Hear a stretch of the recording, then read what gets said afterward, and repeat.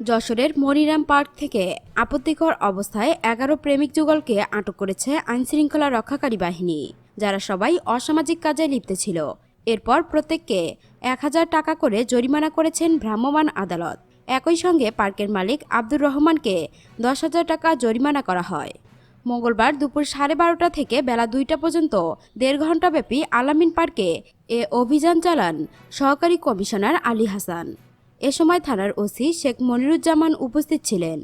ভ্রাম্যমাণ আদালতের বিচারক আলী হাসান বলেন, মনিরামপুর রাজগঞ্জ সড়কের পাশে পৌর শহরের তাহেরপুর এলাকায় আলামিন পার্কে দীর্ঘদিন ধরে অসামাজিক কার্যকলাপ চলে বলে অভিযোগ পাচ্ছিলাম।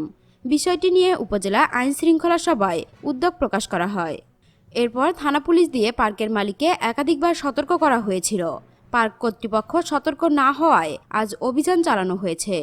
তিনি আরও বলেন, অভিযান পরিচালনাকালে দেখা যায় 11 যুগল আপত্তিকর অবস্থায় পার্কে অবস্থান করছে। তাদের কাছে সম্পর্কে বিষয়টি জানতে চাইলে তারা বলতে পারেনি।